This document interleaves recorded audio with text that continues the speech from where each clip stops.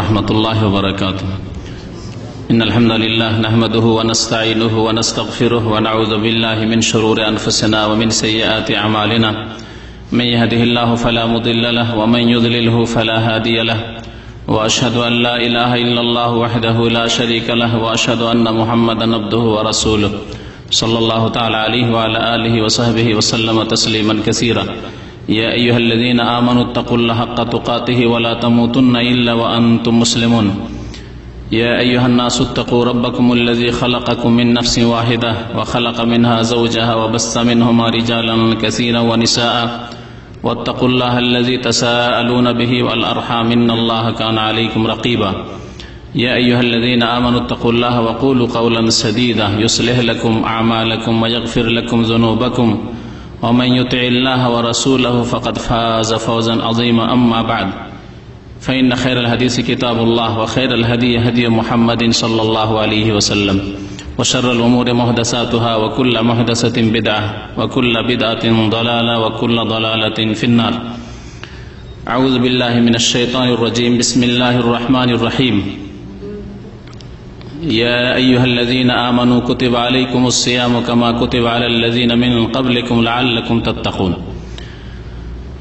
আল্লাহ পাক রব্বুল আলামিনের সমস্ত প্রশংসা যে আল্লাহ পাক রব্বুল আলামিন আমাদেরকে সৃষ্টি করেছেন এবং আমাদেরকে বহু রকমের ইবাদত বন্দেগীর আদেশ প্রদান করেছেন এবং তার নিয়ম নীতি বিধিবিধান হুকুম আহকাম আল্লাহ পাক আমাদেরকে বাতলি দিয়েছেন। সালাত এবং সালাম নাযিল প্রিয় নবী মুহাম্মদ রাসূলুল্লাহ সাল্লাল্লাহু আলাইহি ওয়াসাল্লামের প্রতি, যার উপর আল্লাহ পাক রব্বুল আলামিন কোরআনে কারীম নাযিল করেছেন এবং যার মাধ্যমে আল্লাহ পাক মানব জাতিকে অন্ধকার থেকে, শিরক কুফরি থেকে, পাপাচার থেকে সৎ পথের দিকে, ঈমানের দিকে আল্লাহ পাক নিয়ে এসেছেন। আল্লাহুম্মা সাল্লি আলাইহি আল্লাহুম্মা বারিক আলাইহি। বর্তমানে আমরা শাবান মাসে রয়েছি। মাত্র কয়েকদিন পরেই শুরু হবে মোবারক রমজান মাস। এই রমজান মাস এমন একটি মোবারক মাস যা হচ্ছে নেকির মৌসুম, যে মাসে আল্লাহ পাক রব্বুল আলামিন আল কোরআনুল কারীম নাযিল করেছেন। যে কোরআনুল কারীম নাযিল করে মহান আল্লাহ অসংখ্য মানুষকে পাপের রাস্তা থেকে সৎ রাস্তার দিকে নিয়ে এসেছেন, অন্ধকার থেকে আলোর দিকে নিয়ে এসেছেন, কুফর শিরক থেকে ঈমান এবং ইসলামের দিকে নিয়ে এসেছেন। আল্লাহ পাক রব্বুল আলামিন এই মোবারক রমজান, এই শেষ উম্মতকে আল্লাহ পাক যার অন্তর্ভুক্ত করেছেন আমাদেরকে, বলুন আলহামদুলিল্লাহ। আল্লাহ পাক এই উম্মতে মুসলিমাকে এই মাহে রমজান দান করেছেন। এই রমজান মাসে রয়েছে বহু রকমের ইবাদত বন্দেগী, তার মধ্যে সবচেয়ে বড় ইবাদত এবং বিশেষ ইবাদত রমজান মাসের, যা রমজান মাসের সাথে খাস, তা হচ্ছে রমজান মাসের সিয়াম পালন করা, রোজা রাখা। এই সিয়াম সম্পর্কে এবং রমজান সম্পর্কে আজকে আপনাদের সামনে কিছু আলোচনা পেশ করব, কারণ শাবান মাস সম্পর্কে গত সপ্তাহে আমাদের ভাই আলোচনা করেছেন। সুতরাং শাবান এবং শাবানে যে এই 15 তারিখের রাত্রিকে শবে বারাত বলা হয়, এ সম্পর্কে আপনাদের যথেষ্ট জানা হয়েছে। এছাড়াও গত কয়েক বছরের আমাদের প্রতি বছরের প্রায় বক্তব্য আছে।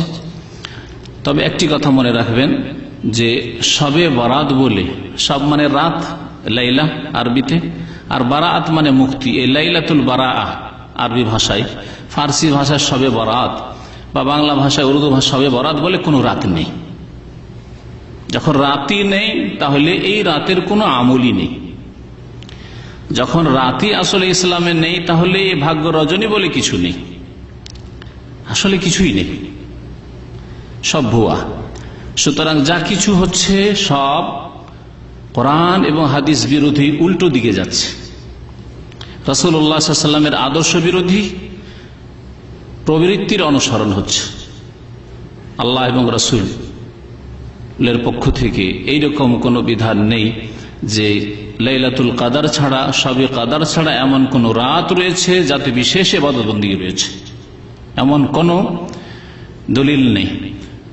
এই রাতের নাম শবে বরাত, এই বলে একটি হাদিস নেই, আয়াত তো দূরের কথা। পক্ষান্তরে কদর, আল্লাহ পাক লাইলাতুল কদর বলেছেন, ইন্না আনজালনাহু ফি লাইলাতুল কদর। যদি এত ফজিলতের রাতই হইতো তাহলে কোরআনে কারিমে একটি আয়াতে এই রাতের নাম লাইলাতুল বারাত হইত, অথবা নবী করিম সাল্লাল্লাহু আলাইহি ওয়াসাল্লামের কোন সহিহ হাদিসে লাইলাতুল বারাত, শবে বরাত বলে একটি রাতের নাম হইতো। যখন নামই নেই তাহলে ওর সাথে সংশ্লিষ্ট আর কিছু সম্পর্কে কল্পনা করা সব ভ্রান্ত কথা। যদি কোনো ব্যক্তির নামই না থাকে পৃথিবীতে মানুষের খাতায়, মানব জাতির খাতায়, তাহলে ওই মানুষ সম্পর্কে বলবেন যে ও মানুষ ভালো অথবা মন্দ, সৎ লোক, এই লোক, এই সব বলা তো ভ্রান্ত কথা। লোকই নেই আসলেই নামে। ঠিক তেমনি এই নামে কোনো রাতই নেই আসলে, বারাতের রাত, শবে বারাত। আল্লাহ পাক যেন মুসলিম জাতিকে বুঝার তৌফিক দান করেন কোরআন এবং হাদিস, এবং কোরআন এবং হাদিসকে ফলো করে চলার তৌফিক দান করেন। রমজান মাস সম্পর্কে আলোচনা অনেক রয়েছে। এই অল্প সময় কোন দিক আলোচনা করা যায়, কোন দিক ছাড়া যায়। তবে সবকিছুই যদি পেশ না করা যায় তো কিছু তো পেশ করা যাবে। যা কিছু পেশ করা সম্ভব হবে আল্লাহ পাক রব্বুল আলামিন যা তৌফিক দেবেন আপনাদের সামনে পেশ করার চেষ্টা করব। রমজান মাস, এই মাসে আল্লাহ পাক রব্বুল আলামিন বিশেষ করে রোজা সিয়াম ফরজ করেছেন। মোবারক রমজান আল্লাহ পাক এই উম্মতকে আমাদেরকে দান করেছেন। সুতরাং এই রমজান মাসের সম্মান শ্রদ্ধা আমাদের করতে হবে। এই রমজান মাসের আমাদের অভ্যর্থনা জানাতে হবে, এর আপ্যায়ন আমাদের করতে হবে। আপনার এমন কোন যদি অতিথি হয় যার থেকে সামান্য কিছু পার্থিব স্বার্থ আছে, তাহলে সেই অতিথির কত খাতির করেন আপনি, কত জামাইকে আদর করেন, কারণ স্বার্থ আছে যে জামাইয়ের আদর করলে মেয়ে সুখে থাকবে, স্বার্থ আছে, এমনিতে না। এইভাবে যে কোনো ব্যক্তির আসলে আদর আপ্যায়ন করেন, পার্থিব গরজ আছে।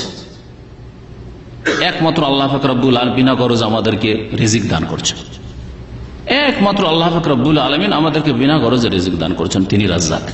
বাকি প্রত্যেকের আমাদের গরজ আছে, কারো সৎ গরজ আছে, কারো অসৎ গরজ আছে, কারো ছোট গরজ আছে, কারো বড় গরজ আছে, প্রত্যেক গরজ আছে প্রত্যেকের।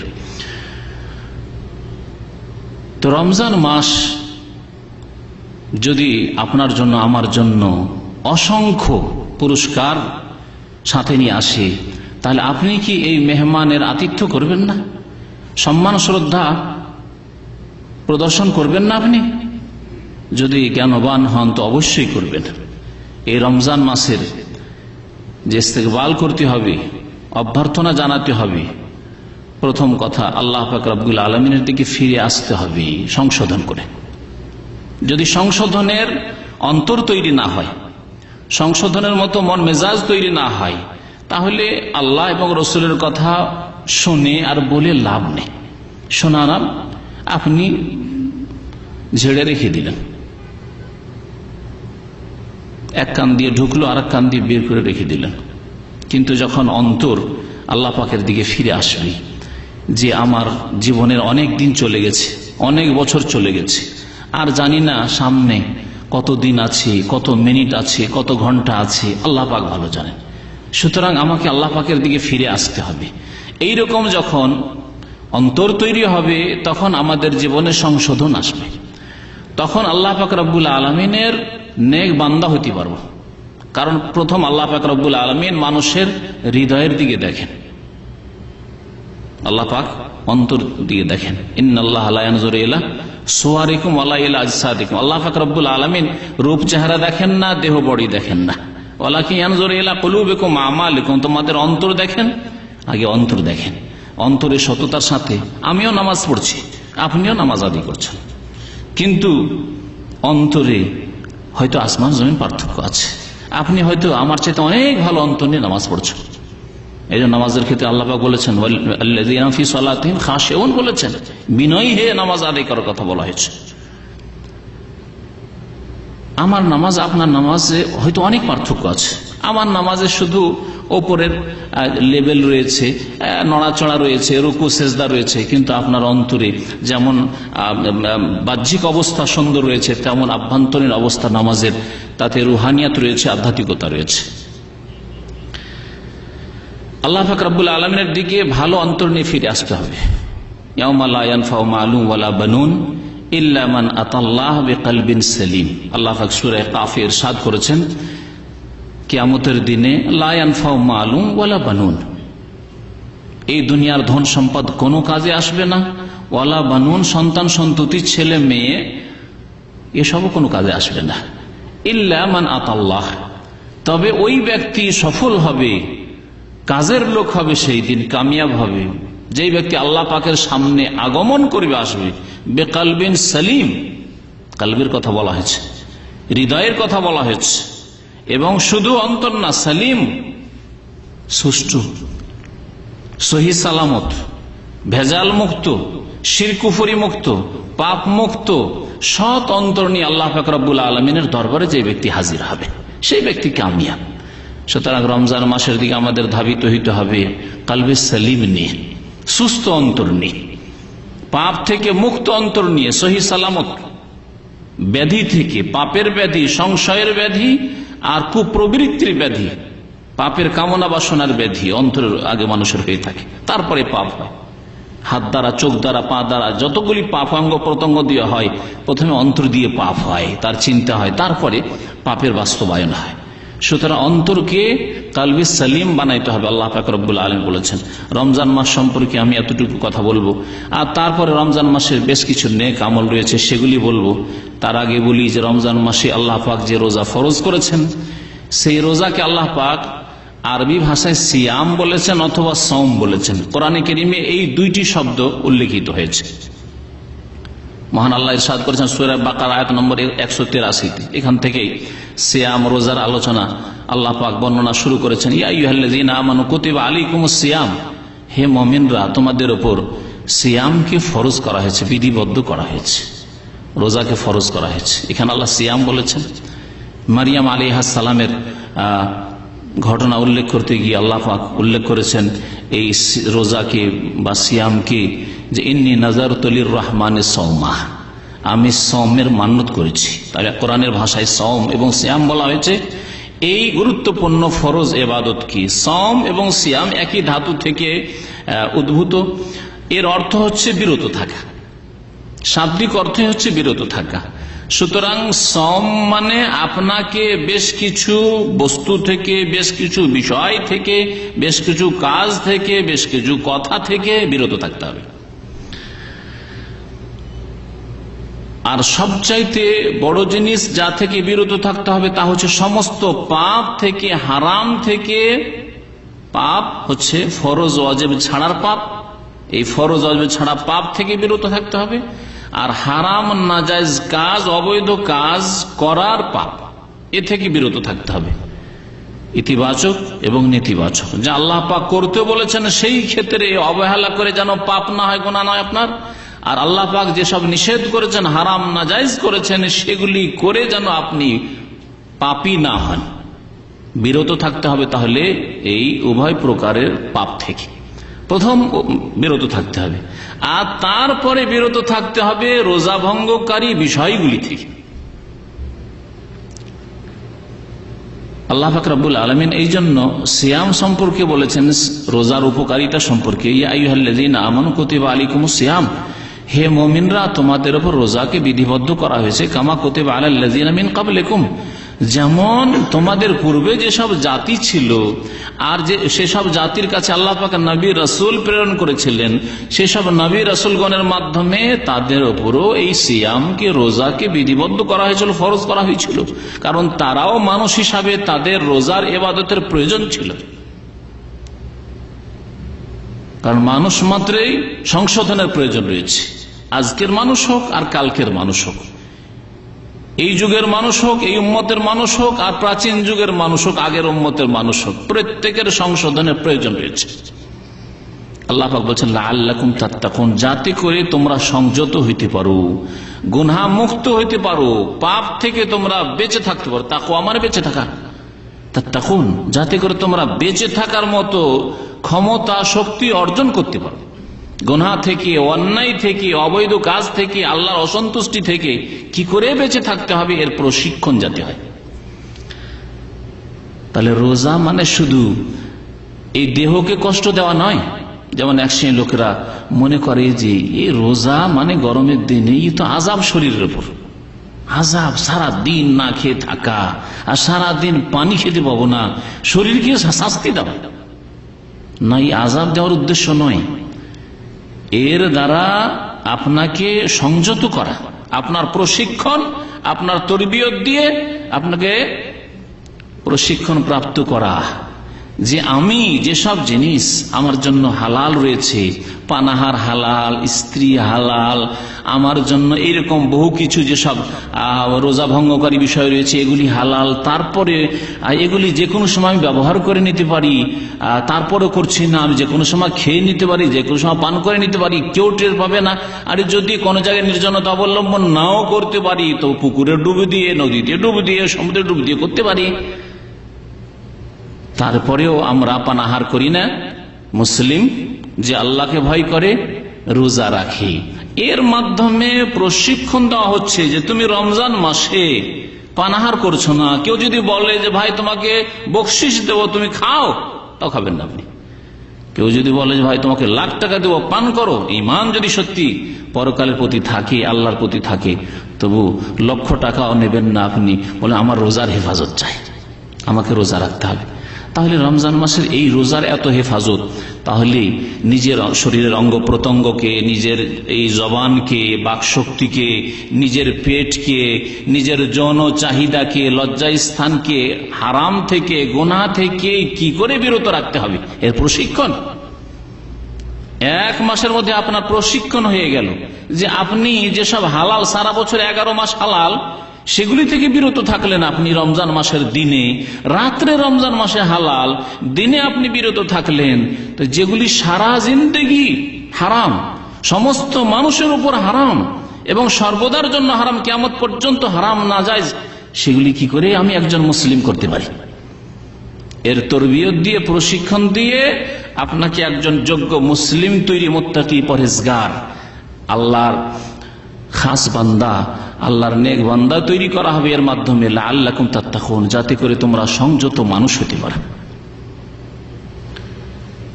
এই রমজান মাসের সিয়াম আল্লাহ পাক রব্বুল আলামিন ফরজ করেছেন। এই আয়াতে লক্ষ্য করলে দেখা যায় যে আল্লাহ পাক বলেছেন রোজা তোমাদের ফরজ করা হয়েছে, কিন্তু এই কথা বলা হয়নি যে কোন মাসে ফরজ করা হয়েছে, তাই না? বলা হয়েছে ইয়া আইয়ুহাল্লাযীনা আমানু কুতিবা আলাইকুমুস সিয়াম কামা কুতিবা আলাল্লাযীনা মিন ক্বাবলিকুম লাআল্লাকুম তাত্তাকুন। মাসের কথা উল্লেখ করা হয়নি, তবে রোজা ফরজ করা হয়েছে এই কথা বলা হয়েছে। কতদিন এই আয়াতে বলা হয়? তারপরে আয়াতে আল্লাহ বলছেন আইয়ামাম মাদুদাত, মাত্র কয়েকদিন। মাত্র কয়েকদিন, কতদিন? নবী করিম সাল্লাল্লাহু আলাইহি ওয়াসাল্লামের হাদিসের ব্যাখ্যা রয়েছে আশ-শাহরু হাকাযা ওয়া হাকাযা ওয়া হাকাযা। তিনবার দেখাতে গিয়ে তৃতীয়বার একটা আঙ্গুল কম করে বললেন আশ-শাহরু হাকাযা ওয়া হাকাযা ওয়া হাকাযা। কত হইল? একবার 29 দেখালেন, আরেকবার 30 দেখালেন। মানে আরবি মাস, চাঁদের মাস, ইসলামী মাস হয় 30 হয় অথবা 29 হয়। আল্লাহ পাক এতটা রোজা ফরজ করেছেন। রমজান মাসের রোজা যে ফরজ, এ সম্পর্কে স্পষ্ট আয়াত হচ্ছে এর পরের আয়াত 183-তে আল্লাহ পাক সিয়ামের কথা উল্লেখ করেছেন। 84 পরে 85 আয়াতে মহান আল্লাহ বলছেন, 185 আয়াতে ফামান শাহিদা মিনকুমুশ শাহরা ফালিয়াসুমহু, সুতরাং তোমাদের মধ্যে যে কেউ রমজান মাসে উপস্থিত থাকবে, মুসাফির নয়, শাহেদা মানে শাহেদা ফিল বাইত, বাড়িতে আছে, মুকিম হয়ে গেছে, অসুস্থ নয়, যেই ওজরগুলির কথা আল্লাহ পাক আয়াতগুলিতে উল্লেখ করেছেন। মুসাফির নও তুমি আর অসুস্থ নও। ফামান শাহেদা মিনকুমুশ শাহরা, সুতরাং যেই ব্যক্তি রমজান মাসে, শাহরা, শাহর মানে মাস, এই শাহর রমাদান যার কথা তার আগের আয়াতে আল্লাহ পাক বলে শাহরু রমাদান আল্লাযী উনজিলা ফীহিল কুরআন, রমজান মাসে কোরআনুল কারীম নাযিল হয়েছে। তারপর আল্লাহ পাক বলছেন ফামান শাহিদা মিনকুমুশ শাহরা, সুতরাং তোমাদের মধ্যে যেই ব্যক্তি এই রমজান মাসে মুকিম হবে, মুসাফির নয়, সুস্থ থাকবে, ফালিয়াসুমহু, সে যেন অবশ্যই রোজা রাখে। তাফসীর কারগণ বলছেন যে এই আয়াত দিয়ে আল্লাহ পাক মাহে রমজানের রোজাকে ফরজ করেছেন, কারণ এই আয়াত স্পষ্ট করেছেন আল্লাহ পাক যে রমজান মাসে রোজা রাখতে হবে। রমজান মাসের রোজা ফরজ, এর দলিল কোরআনে কারিমে রয়েছে, এর প্রমাণ নবী করিম সাল্লাল্লাহু আলাইহি সাল্লামের অসংখ্য হাদিস রয়েছে। তার মধ্যে একটি হাদিস খুব প্রসিদ্ধ, যা আপনারা সকলেই জানেন হয়তো যারা এখানে আসেন, যে নবী করিম সাল্লাল্লাহু আলাইহি সাল্লাম বলেছেন, বুনিয়াল ইসলাম আলা খামস, ইসলামের ভিত্তি স্থাপিত হয়েছে কয়টি বিষয়ের উপর? 5টি। দিন যারা শিখে তারা চট করে বলে দিল, কিন্তু গত সপ্তাহে এক হাসপাতালে বক্তব্য গেলাম, আমাদের এই ভাই আমার সাথী ছিল। হাসপাতালে মহিলা রয়েছে, পুরুষ রয়েছে, হলের মধ্যে বক্তব্য, সুবহানাল্লাহ। সেখানে জিজ্ঞাসা, ইসলামের খুঁটি কয়টি? কেউ বলতে পারলো না। 4টি প্রাইজ দিতে হবে, ইসলামের খুঁটি, ইমানের খুঁটি, কোনোটাই বলতে পারলো না। সূরা ফাতিহাও যায় না, কিছুই নেই। শেষখানে প্রাইজ দিতেই হবে, কারণ ওপর থেকে দেওয়া হয়েছে, ওদেরকে দিতে হবে। শেষে দেখলাম যে আর কি জিজ্ঞাসা করবো, আত্মায়াতও জানা নেই, দুরুদও জানা নেই, তসবিহ, সিজদার তসবিহ বলতে পারবেন? আলহামদুলিল্লাহ একজন বলতে পারলাম। সিজদার সুবহান রাব্বিয়াল আযীম বলেই প্রাইজ। এই হলো মুসলিম জাতির অবস্থা, আমাদের জাতির অবস্থা।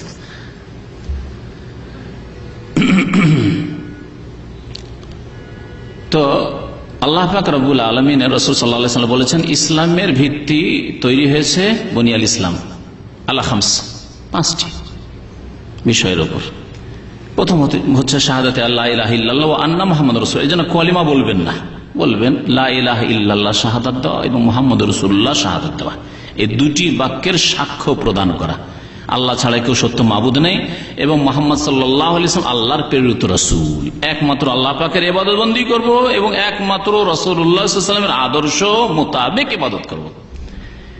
এই শাবানের শবে বরাতের উপর যদি ফিট করেন এই কথা, একমাত্র আল্লাহ পাকের ইবাদত বন্দী করব, শিরিক বিদআত করব, শিরিক করব না। একমাত্র নবী সাল্লাল্লাহু আলাইহি ওয়াসাল্লামের তরিকায়, নবী করিম সাল্লাল্লাহু আলাইহি ওয়াসাল্লাম থেকে যখন প্রমাণিত নয় আর কিছু করব না। নবী করিম সাল্লাল্লাহু আলাইহি ওয়াসাল্লাম থেকে প্রমাণিত শাবানের অনির্দিষ্ট রোজা রাখা, আল্লাহ যাকে তৌফিক দিবে বেশি বেশি রোজা রাখো, কিন্তু শুধু একটি রোজার প্রতীক্ষায় বসে আছেন শুধু, আর বেশি করবেন না, এটি নবী করিম সাল্লাল্লাহু আলাইহি ওয়াসাল্লামের তরিকা নাই। যদি আমরা ভালো করে চিন্তা করে দেখি তো এই কালেমা তাইয়্যিবাতেই আমাদেরকে শিখিয়ে দেওয়া হয়েছে যে ইবাদত বন্দেগী একমাত্র আল্লাহ পাকের এবং ইবাদত বন্দেগী একমাত্র রাসূলুল্লাহ সাল্লাল্লাহু আলাইহি ওয়াসাল্লামের তরিকা মোতাবেক। এই শিক্ষা দেওয়ার জন্যই কালেমা তাইয়্যিবা আল্লাহ পাক নাযিল করেছেন এবং এটি হচ্ছে ইসলামের প্রথম স্তম্ভ। তারপরে বলেছেন নবী সাল্লাল্লাহু আলাইহি ওয়াসাল্লাম ইকামিস সালাহ, 5 ওয়াক্ত নামাজ কায়েম করা। তারপরে বলেছে ইতাইজ যাকাত, যাকাত প্রদান করা। 4 নম্বরে বলেছেন ওয়াসওমে রমজান, রমজান মাসে রোজা রাখা। রমজান মাসে রোজা রাখা ইসলামের স্তম্ভ। যেই ব্যক্তি রমজান মাসে রোজা রাখবে না, অথচ সে সুস্থ, অথচ সে মুকিম মুসাফির নয়, তার শরীয়তে কোনো ওজর নেই, দিন বড় তাই রাখছি না, খুব গরম সেজন্য রাখছি না, কাজ ভারী সেজন্য রাখছেন, এগুলি ওজর আল্লাহ পাক কবুল করেননি। যখন কোরআনে কারীম নাযিল হয় তখনও গ্রীষ্মকাল ছিল, তখনও গরমের দিনে রোজা আসতো। আল্লাহ পাক রব্বুল মানব জাতি সম্পর্কে ভালো করে জানেন যে মানুষ এই রোজা রাখতে পারবে, সেই জন্য আল্লাহ পাক রোজা ফরজ করেছে। লা ইউকাল্লিফুল্লাহু নাফসান ইল্লা উসআহা, এমন কোন ইবাদত বন্দেগীর আদেশ আল্লাহ দান করেননি যা মানুষের সাধ্যে নেই, স্পষ্ট কোরআনের ভাষায়। সুতরাং রোজা প্রত্যেকের জন্য রাখা সম্ভব যদি চেষ্টা করে, যাদের আল্লাহ পাক রোজা ফরজ করেছেন।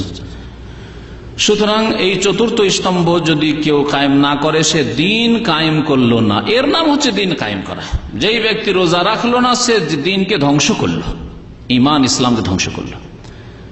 5 নম্বরে হচ্ছে বাইতুল্লাহর হজ করা, যা জীবনে একবার। রমজান মাসের রোজা প্রতি বছর 1 মাস আল্লাহ পাক ফরজ করেছেন। রমজান মাসের বলছিলাম যে রমজান মাসের যেসব নেক ইবাদত বন্দেগী রয়েছে সেগুলি আপনাদেরকে বলবো, যাতে করে আল্লাহ পাক যেন প্রথম আমাকে তৌফিক দান করেন, তারপর আপনাদের সকলকে তৌফিক দান করেন যে এই নেক আমলগুলিতে অংশ নেওয়ার। আমরা যাতে করে এই নেক আমলগুলিতে বেশি বেশি অংশ নিতে পারি। কারণ দুনিয়ার ক্ষেত্রে আমাদেরকে বলতে হয় না, আমরা সকলে প্রবাস, সবাই এসেছি, কিন্তু কখন আমাদের এই রকম বিষয়ের বক্তব্য করতে হয় না যে ভাই বিদেশে এসেছেন, বেশি বেশি ইনকাম করেন, আর যত টাকা নিয়ে যেতে পারেন তত বেশি কামিয়া, বলতে হয় কি? বিনা বলাতেই এতে সবাই কিন্তু দৌড় লাগাচ্ছেন, ডিউটি শেষ হয়ে যাচ্ছে তারপরেও এদিক সেদিক ঘুরছেন, খোঁজ খবর নিচ্ছেন, হ্যাঁ, শরীর ক্লান্ত ভেঙে পড়ছে তারপরও ছাড়ছেন না, যদি কিছু আসে আরো আরো কিছু যদি টাকা আসে, পেরেশান হয়ে রয়েছেন পয়সার জন্য, পেটের জন্য, আর আখিরাতের জন্য স্মরণ করিয়ে দিলেও আমরা ভুলে যাই। আল্লাহ পাক বলছেন ওয়াজাক্কির ফাইন্না যিকরা তানফাউল মুমিনিন, স্মরণ করিয়ে দাও, স্মরণ করালে মুমিনদের উপকার হয়। তো আমরা সত্যিকার মুমিন কিনা স্মরণ করিয়ে দেওয়ার পরে বোঝা যাবে যে আমরা আসলে আমলে কাজে পরিণত করছি কিনা। যদি কাজে আমরা পরিণত করি তাহলে আমাদের ঈমান আছে, কারণ আল্লাহ পাক বলছেন যে মুমিনদের স্মরণ করিয়ে দিলে, উপদেশ দিলে তাদের ফায়দা হয়। ওয়াজাক্কির ফাইন্না যিকরা তানফাউল মুমিনিন। প্রথম ইবাদত বললাম যে রমজান মাসের ইবাদত কি, খাস ইবাদত রমজান মাসে, তা হচ্ছে রোজা রাখা, সিয়াম পালন করা। এই রোজাকে আল্লাহ পাক ফরজ করেছেন এবং এর উপর মহা পুরস্কার রেখেছেন। যেমন রমজানের ফজিলত রয়েছে তেমন রোজারও বড় ফজিলত রয়েছে। রমজানের ফজিলত সম্পর্কে প্রিয় নবী মুহাম্মদ রাসূলুল্লাহ সাল্লাল্লাহু আলাইহি ওয়াসাল্লামের সহিহ বুখারী মুসলিমের হাদিস, এছাড়াও প্রায় হাদিসের কিতাবে রয়েছে হাদিস, ইযা দাখালা রমাদান, যখন রমজান মাস আসে তখন আল্লাহ পাক রব্বুল আলামিনের পক্ষ থেকে ফুত্তিহাত আবওয়াবুল জান্নাহ, জান্নাতের দরজাগুলিকে খুলে দেওয়া হয়, যাতে করে মানুষ সহজে জান্নাতের রাস্তার দিকে আসতে পারে। রাস্তা যদি খোলা থাকে তাহলে সহজ। দেখেন আজকাল যে দেশের ভিসা উন্মুক্ত, কোনো পেরেশানি হয় না, গেলে বর্ডারে গেলে ভিসা লাগিয়ে দেওয়া হয়, সে দেশের লোক বেশি যাচ্ছে না। আর যে দেশে গেলে ও বর্ডারে গিয়ে ভিসা পাওয়া যাবে না, ও দূতাবাস যাও, তারপরে লাইন লাগাও, তারপরে 100 জন দরখাস্ত করলে 5 জনকে ভিসা দেয়, সে দেশে কটা লোক যায়? তো জান্নাতের দরজা এই রমজান মাসে খুলে দেওয়া হয়, যাতে বেশি বেশি লোক জান্নাতে আসতে পারে, জান্নাতের রাস্তাকে সহজ করে দেওয়া আল্লাহ পাক রব্বুলের পক্ষ থেকে। ওয়াগুল্লিকাত আবওয়াবু জাহান্নাম বা আবওয়াবুল জাহিম, বিভিন্ন ভাষার আবওয়াবুল নিরান, জাহান্নামের দরজাকে বন্ধ করে দেওয়া হয়, জাহান্নামের দরজা বন্ধ করে দেওয়া হয় যাতে করে জাহান্নামের রাস্তার দিকে না যেতে পারে। এই জন্য দেখা যায় যে আলহামদুলিল্লাহ মুসলিম উম্মাহ এত পাপে ডুবে থাকা সত্ত্বেও রমজান মাস আসলে অনেক পাপিষ্ঠরা মসজিদ ভরপুর করে দেয়। এরা যদি এইভাবেই রমজান ছাড়া 11 মাসে মসজিদকে ভর্তি করতে পারত, মসজিদে যদি সুস্থ অন্তর নিয়ে হাজির হইতো, তাহলে মুসলিম উম্মাহ গোলামের জীবন কাটাতো না, আল্লাহ এদেরকে সম্মানিত করে দিতেন। কারণ আল্লাহ পাক ওয়াদা করেছেন, ওয়াদাল্লাহুল্লাযীনা আমানু মিনকুম ওয়া আমিলুস সালিহাত, আল্লাহ তোমাদের মধ্য থেকে ওয়াদা করেছেন ওই সব মুমিনদের সাথে যারা ঈমান নিয়ে এসেছে এবং সৎকর্মশীল হয়েছে। এইরকম যদি সৎকর্মশীল মুসলিম জাতি হয়ে যেত যেমন রমজান মাসে হয়, তাহলে আল্লাহ পাক এদেরকে কাফেরদের গোলাম বানাতেন না। আল্লাহ পাক এদেরকে পৃথিবীতে নেতৃত্ব দেওয়ার জন্য নিয়ে এসেছেন। কুনতুম খায়রা উম্মাহ উখরিজাত লিন-নাস, তোমরা শ্রেষ্ঠ জাতি, তোমাদেরকে মানুষের কল্যাণের জন্য নিয়ে আসা হয়েছে। মানুষকে যারা কল্যাণের রাস্তা দেখাবে তারা নেতৃত্ব দেবে, তারা গোলামি আবার কেন করবে? তারা নেতৃত্ব দেবে। কিন্তু আজকে বর্তমান অবস্থা এর বিপরীত, কারণ আমরা আমাদের যে রাস্তা ছিল সেখান থেকে আমরা সরে গেছি। আল্লাহ পাক যেন উম্মতে মুসলিমকে আবার তাদের দ্বীনের দিকে, ঈমানের দিকে, ইসলামের দিকে, আল্লাহ পাক রব্বুল আলামিনের রাস্তার দিকে ফিরে আসার তৌফিক দান করেন। বলছিলাম যে রমজান মাস আসলে জাহান্নামের দরজা বন্ধ করে দেওয়া হয়। ওয়াসুফিদাতিশ শায়াতিন ওয়া মারাদাতুল জিন, শয়তানকে শিকলাবদ্ধ করে দেওয়া হয়। বিশেষ করে জিনদের মধ্যে যেগুলি বিতাড়িত, পাপিষ্ট, যারা ক্ষতি করে, মানুষের ঈমান হরণ করার চেষ্টা করে, তাদেরকে বেঁধে দেওয়া হয়, মারাদাতুল জিন। এই জন্য শয়তানের সাথে শয়তান মরদুদ বা বিতাড়িত শয়তান লাগানো হয়। শয়তানের রাজিম, মারাদাতুল জিন, ওর মানে বিতাড়িত জিন, যারা পাপিষ্ট জিন, যারা সবসময় পাপের জন্য কুমন্ত্রণা দিতে থাকে মানুষের অন্তরে, মানুষকে পথভ্রষ্ট করার জন্য লেগে আছে, তাদেরকে শিকলাবদ্ধ করে বেঁধে দেওয়া হয়। আল্লাহ পাক রব্বুল কেমন করে বাঁধেন, কিভাবে তার জাহান্নামের দরজা বন্ধ থাকে, কিভাবে জান্নাতের দরজা খোলা থাকে, আল্লাহ পাক রব্বুল আলামিন এসব গায়বের কথা ভালো জানেন।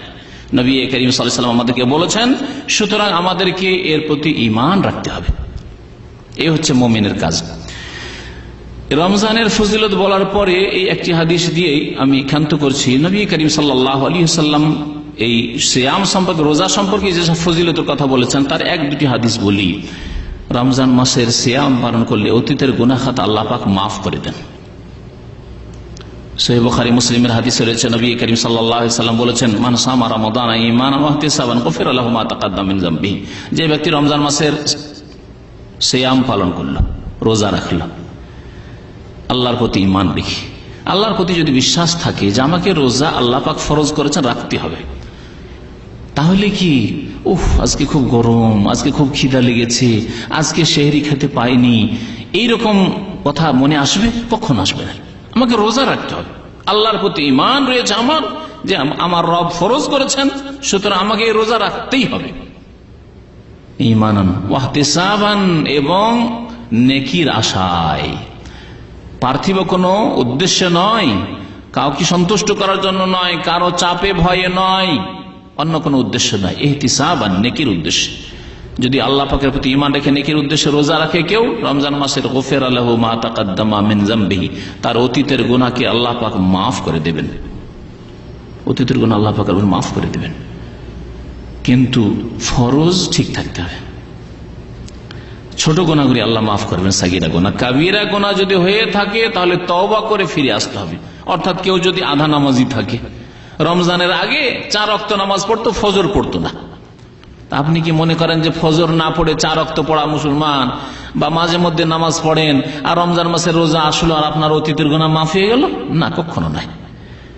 রমজান মাসের রোজা দিয়ে অতীতের গুনাহ মাফ হবে, মানে যদি শর্ত আছে। আরেকটি হাদিস তাহলে আপনাকে শোনাই। নবী করিম সাল্লাল্লাহু আলাইহি সাল্লাম বলেছেন, আস-সালাওয়াতুল খামসু, 5 ওয়াক্ত নামাজ যারা পড়বে, তাহলে প্রথম 5 ওয়াক্ত নামাজ, ওয়াল জুমাতু ইলাল জুমা, এবং জুমার নামাজ যারা পড়বে, তাহলে জুমা পড়া মুসলমান হইলে হবে না। সপ্তাহে একদিন খ্রিস্টানরা রবিবারে যায় তাদের চার্চে, আর আপনার শুক্রবারে টুপি পাঞ্জাবি লাগিয়ে চলে যাবেন, এতে কাজ হবে না। প্রথম আস-সালাওয়াতুল খামসু, 5 ওয়াক্ত নামাজ বলা হয়েছে। ওয়াল জুমাতু ইলাল জুমা, এবং প্রতি জুমা আদায় করে।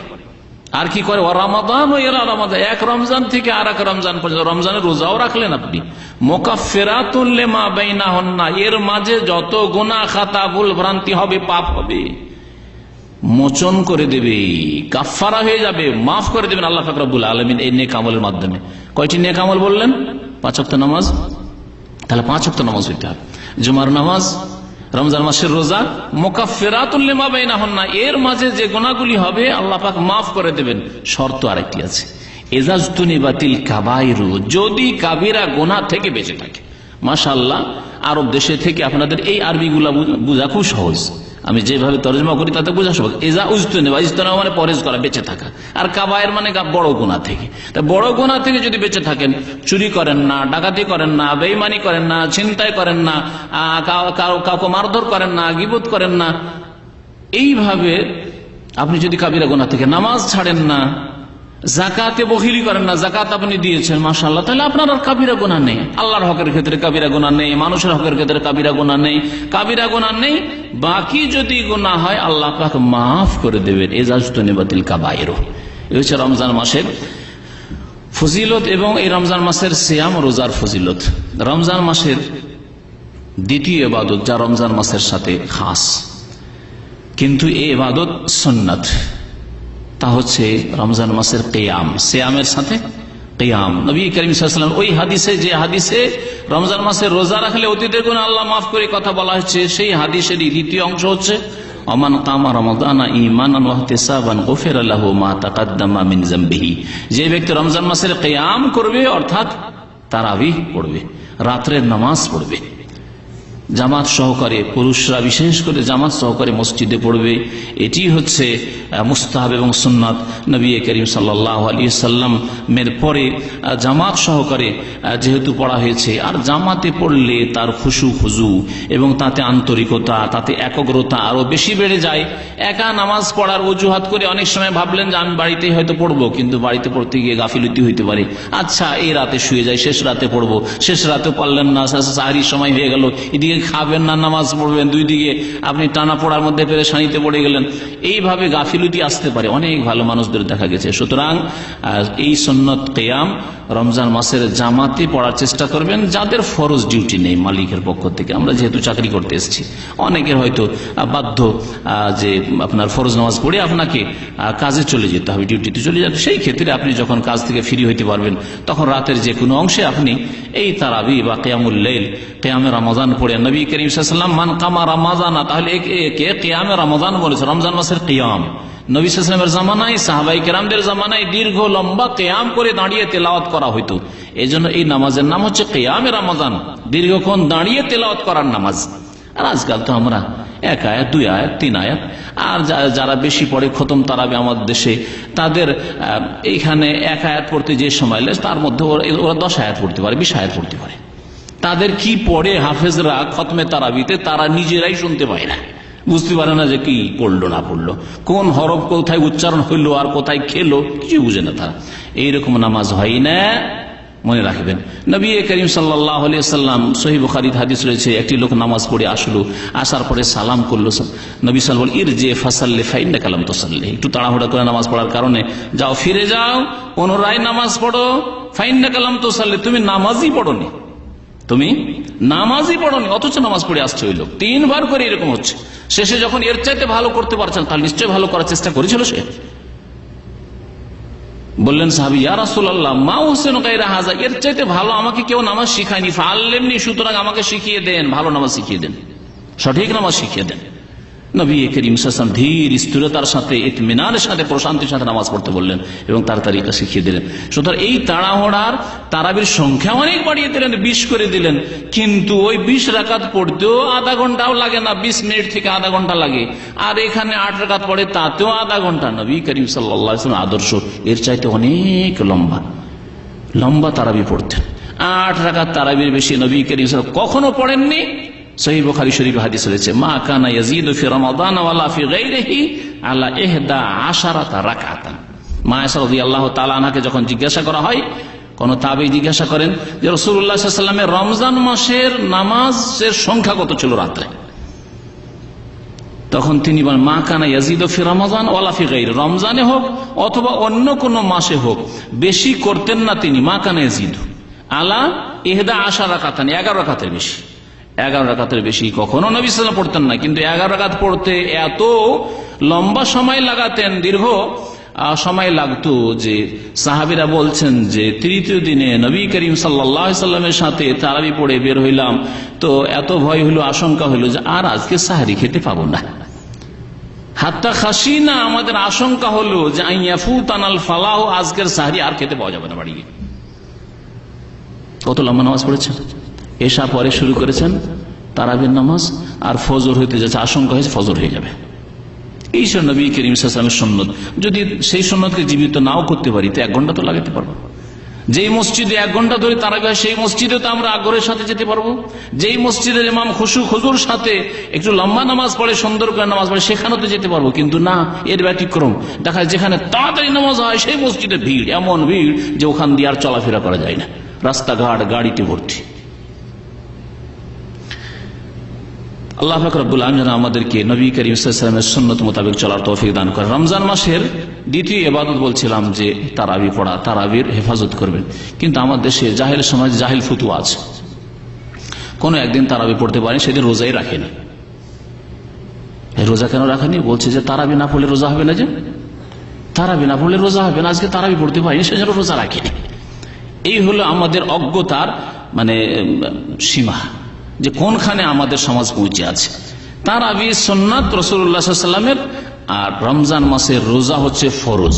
রোজা ছেড়ে দিলে আল্লাহর দরবারে হাজির, আল্লাহ পাক মাফ করবেন না বিনা তওবা হাজির হলে, আল্লাহ পাক আযাব দেবেন এই ফরজ ছাড়লে, এবং দ্বীনকে আপনি ধ্বংস করলেন।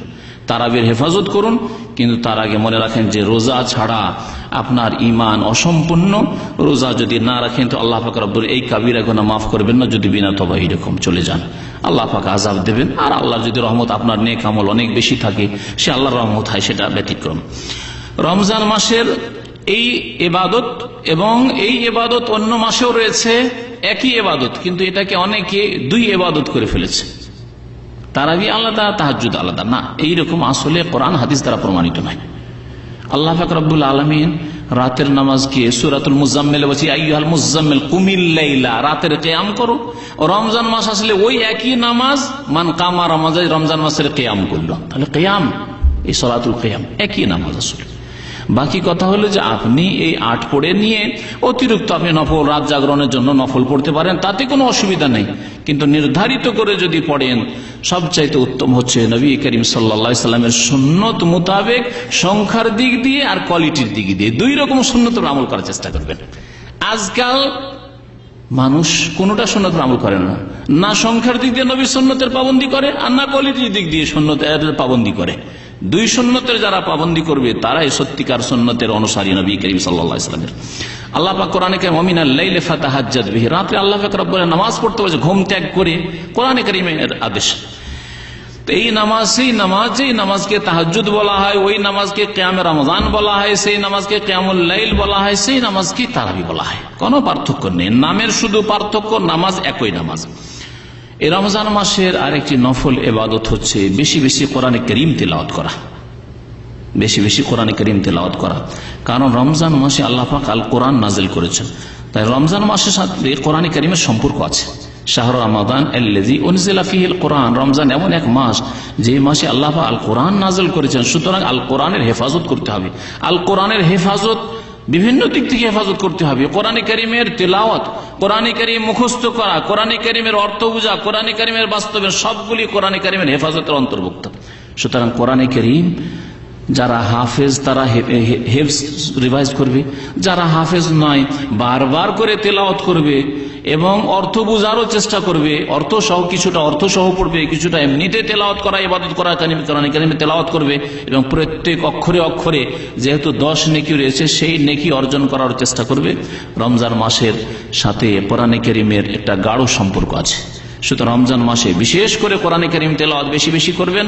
তার মানে এই নয় যে এক শ্রেণীর লোক, আল্লাহ পাক আমাদের সকলকে হিদায়াত দান করেন, মনে করেন যে কোরআন মানে রমজান মাস, রমজান মাসে খতম করবো, সারা বছর কোরআন স্পর্শ করে না, ছুঁয়েও দেখে না। এমন আচরণ হইলে হবে না কোরআনে কারীমের সাথে। কোরআনে কারীম আপনার আমার জীবনের আসমানি সিলেবাস, সুতরাং প্রতিদিন কোরআনে কারীমের সাথে আমাদের সম্পর্ক থাকতে হবে। আমলের দিক থেকে, তেলাওয়াতের দিক থেকে, অর্থ পড়ার দিক থেকে, তাফসীরের দিক থেকে, চর্চা করার দিক থেকে, শিক্ষা দেওয়া নেওয়ার দিক থেকে, আর বিশেষ করে রমজান মাসে বিশেষ আমাদের সম্পর্ক হইতে হবে কোরআনে কারীমের সাথে। নবী করিম সাল্লাল্লাহু আলাইহি সাল্লামকে রমজান মাসে জিবরাইল আলাইহিস সালাম আসতেন, আসার পরে কানা ইউআরিজুল কোরআন, কোরআন রিভাইজ করেতেন, শোনান যা নাযিল হয়েছে এই গত বছরগুলিতে শোনান। এ করে প্রতি বছর জিবরাইল আলাইহিস সালাম বসতেন রাত্রে, রমজানের রাতে, আর নবী সাল্লাল্লাহু আলাইহি ওয়াসাল্লাম শোনাতেন।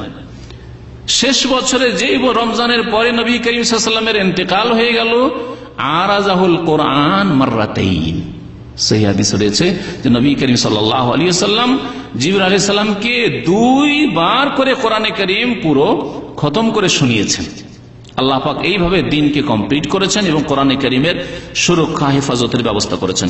রমজান মাসের আরেকটি ইবাদত হচ্ছে ইফতারের সময় বিশেষ করে দোয়া করা। এই মর্মে 2টি হাদিস আছে। একটি হচ্ছে রোজার অবস্থায় যে কোনো সময় দোয়া বেশি বেশি কবুল হয়, তাহলে সকালে হোক আর বিকালে হোক দুপুরে হোক, রোজার অবস্থায় আপনি আল্লাহ পাকের দরবারে দুনিয়া আখিরাত চাওয়ার চেষ্টা করেন। আমরা চাওয়ার ক্ষেত্রেও কৃপণতা করি, তো পাবো কোথা থেকে? চাওয়ার ক্ষেত্রে যদি কৃপণতা হয়, আল্লাহ পাকের কাছে আমরা একাগ্র চিত্তে চাইতে না পারি, ইখলাসের সাথে অন্তর লাগিয়ে যদি আল্লাহ পাকের কাছে দরখাস্তই না করতে পারি, পাবো কোথা থেকে? আর বিশেষ করে যখন আমল শেষ হতে যাচ্ছে, রোজা শেষ হয়ে এখন আপনি ইফতারির দিকে যাচ্ছেন, সেই সময় আল্লাহ পাকের কাছে দোয়া করেন, কারণ এই সময় আপনার পারিশ্রমিক আল্লাহর পক্ষ থেকে দেওয়ার সময়। সুতরাং আল্লাহ পাক এই সময় দোয়া শুনবেন। নবী করিম সাল্লাল্লাহু আলাইহি ওয়াসাল্লাম হাদিসে রয়েছে 3 শ্রেণীর মানুষের দোয়া খণ্ডন হয় না, তার মধ্যে দাওয়াতুস সাইম হিনা ইফতির, রোজাদারের দোয়া যখন ইফতারির সময় হয়ে আসে, সামনে খাবার আছে অথচ খাচ্ছে না, আল্লাহ পাক ফেরেশতাকে বলেন যে মা আরাদা হাউলা, কি উদ্দেশ্য, কি? সামনে খাবার আছে, খাবার ঠান্ডা হয়ে যাচ্ছে, বাসি হয়ে যাচ্ছে, আর খাবার নিয়ে বসে আছে, খাচ্ছে না কেন বলো তো দেখি? তোমরা তো বলছিলে যে না আদমকে সৃষ্টি করতে হবে না, তো বলো এরা খানা নিয়ে বসে আছে কেন সামনে? আল্লাহ পাক রব্বুল আলামিন বান্দাদেরকে যখন এই অবস্থায় দেখেন তখন এত খুশি হন যে ফেরেশতাদের সামনে গৌরব করেন। সুতরাং এই সময় আল্লাহ পাক রব্বুল আলামিন রহমতে ইলাহি নাজিল হওয়ার সময় আল্লাহ পাকের কাছে দোয়া করতে হবে। আল্লাহ পাক যেন আমাদের সকলকে তৌফিক দান করেন। দুয়ার সম্পর্ক যেমন বললাম কোরআনে কারীমের সম্পর্ক আছে রমজানের সাথে, তেমন দুয়ার সম্পর্ক আছে রোজার সাথে, রমজানের সাথে। রমজান এবং রোজা সম্পর্কে, সিয়াম সম্পর্কে যে আয়াতগুলি আল্লাহ পাক সূরা বাকারায় নাযিল করেছেন, সেই আয়াতের মাঝখানে একটি আয়াত রয়েছে দোয়া সম্পর্কে, ওয়া ইযা সাআলাকা ইবাদি আন্নী ফাইন্নী করিব। 183 থেকে শুরু হয়েছে সিয়াম এবং রমজানের কথা, আর 186তে আল্লাহ পাক রব্বুল আলামিন এই দুয়ার কথা উল্লেখ করেছেন মাঝখানে। তারপরে আবার রোজা রোজার আকাম মাসলা মাসাইল আল্লাহ পাক রব্বুল আলামিন বর্ণনা করেছেন। তাহলে বোঝা গেল যে রমজানের সাথে এবং রোজার সাথে দুয়ার একটা সম্পর্ক আছে। ওয়াইদা সালাকা ইবাদি আন্নি, আমার বান্দারা যদি জিজ্ঞাসা করে আমার সম্পর্কে, কারণ নবী সাল্লাল্লাহু আলাইহি ওয়াসাল্লামকে একবার সাহাবারা জিজ্ঞাসা করেছিলেন, প্রথম ইসলামের যুগ ছিল, জিজ্ঞাসা আকারিবুন রাব্বানা আম বাঈদুন, আমাদের রব কাছে না দূরে? যদি কাছে হন ফানুনাজি, যদি কাছে হন তিনি নিকটবর্তী, তাহলে চুপি সুরে কথা বলবো, আস্তে আস্তে আল্লাহ পাকের সামনে দরখাস্ত করব। আম বাঈদুন, যদি দূরে হন তিনি ফানুনাজি, তাহলে চিৎকার করে আল্লাহ পাককে ডাকবো। তাহলে চিৎকার করে দোয়া করার সুন্নতি তরিকা নয়। আল্লাহ পাক রব্বুল আলামিন এই প্রশ্নের উত্তরে সাহাবায়ে কেরামদের কোরআনে কারীমের আয়াত নাযিল করেন, ওয়াইজা সালাকা ইবাদি আন্নি, আমার বান্দারা যদি আমার সম্পর্কে জিজ্ঞাসা করে বলে দাও হে নবী ফাইন্নি করিব, আমি নিকটে। আল্লাহ পাক নিকটেও আবার আরশে আজিমও, দুটোতে কোনো বৈপরীত্য নেই, দ্বন্দ্ব নেই। আল্লাহ পাক সম্পর্কে যারা এই দ্বন্দ্বে ভোগে যে আল্লাহ পাক নিকটে আবার আসমানে কি করে, তাহলে সর্বত্র তারা আল্লাহ পাক রব্বুল আলামিন সম্পর্কে জ্ঞান হাসিল করতে পারেনি। ক্ষুদ্র সৃষ্টি, ইমাম ইবনে তাইমিয়া রাহমাতুল্লাহ বলছেন, ক্ষুদ্র সৃষ্টি আল্লাহ পাক রব্বুল আলামিনের সামনে চন্দ্র সূর্য, তারপরে আমরা যেখানে থাকি আমাদের সাথে সূর্য, এখানে থাকলে ওই সামনেই, বাংলাদেশে গেল ওই সামনে, জাপানে গেল ওই সামনে, আমেরিকা ইউরোপে গেল সেখানে মনে হচ্ছে সূর্য আর চন্দ্র। আল্লাহ পাকের সৃষ্টি যদি এত দূরে থাকা সত্ত্বেও আমাদের সাথেই চলতে আছে মনে হচ্ছে, যেখানে যাচ্ছেন ওখানে সূর্য, যেখানে যাচ্ছেন ওখানে চন্দ্র। ফাকাইফা বিল খালিক, তাহলে যিনি স্রষ্টা তার অবস্থা কেমন হইতে পারে? তিনি নিকটে আবার আরশে আজিম, আর রহমান ও আলাল আরশে ইস্তাওয়া, রহমান আরশে আজিমও আছেন, আর ফাইন্নি করিব, এবং আল্লাহ পাক করিব আছেন, নিকটবর্তী আছেন। ওজিব দাওয়াতাদ দা, আমি দোয়াকারীর দোয়া কবুল করে থাকি, ইজা দান, যখন আমার কাছে দোয়া করে, ফালিয়াস্তাজিবুলি, কিন্তু আল্লাহ পাক দুটো শর্তের কথা বলেছেন, দোয়া আল্লাহ কবুল করবে। আমাদের অনেকের দোয়া কবুল হয় না, তাহলে নিজের আত্মপর্যালোচনা করতে হবে, নিজের হিসাব নিকাশ করতে হবে, আমার দোয়া কেন কবুল হয় না। আল্লাহ ফালিয়াস্তাজিবুলি, আমার দাওয়াত যেন কবুল করে।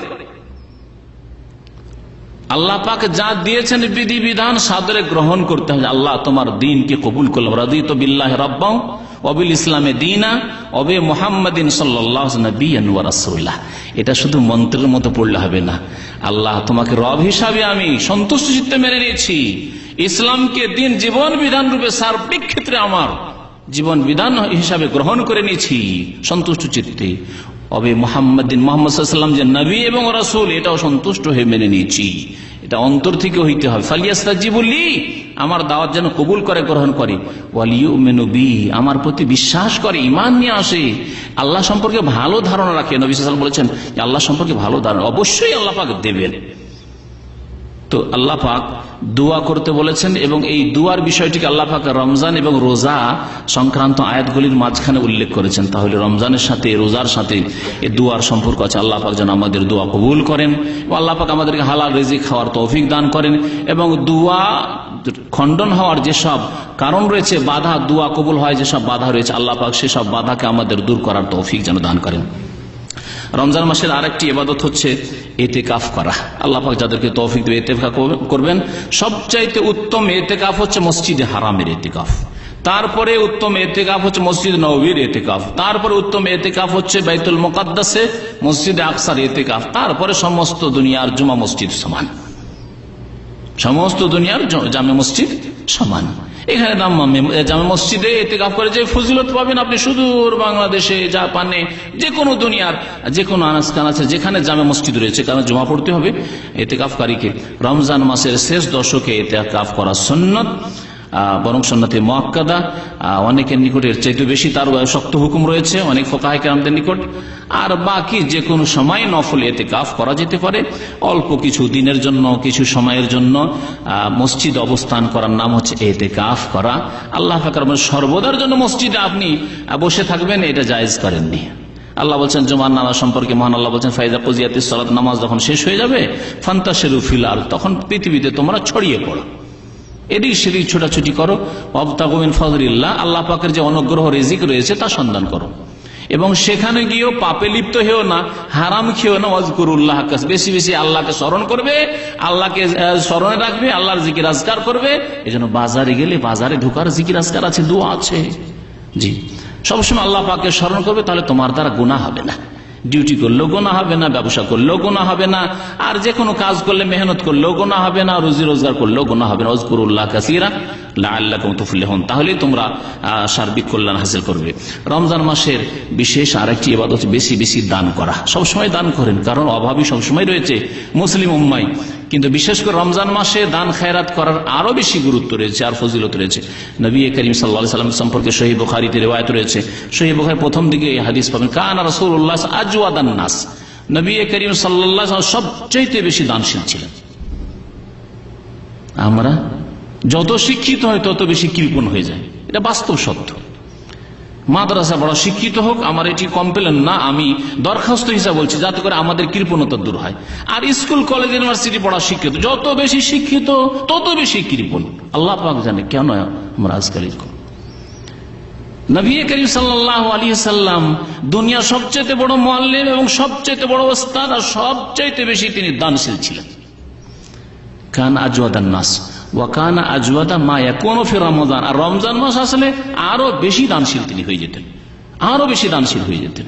জিবরাইল আলাইহিস সালাম যখন সাক্ষাৎ করতেন এবং কোরআন শুনতে আসতেন, তখন আজওয়াদা বিল খায়র মিনার রিহিল মুরসালা, প্রবল বেগে যে ঝড় বাতাস বয়ে আসে তার চাইতে বেশি দ্রুতগামী হয়ে যেতেন রাসূলুল্লাহ সাল্লাল্লাহু আলাইহি ওয়াসাল্লাম দান খায়রাতের ক্ষেত্রে, দানশীলতায়।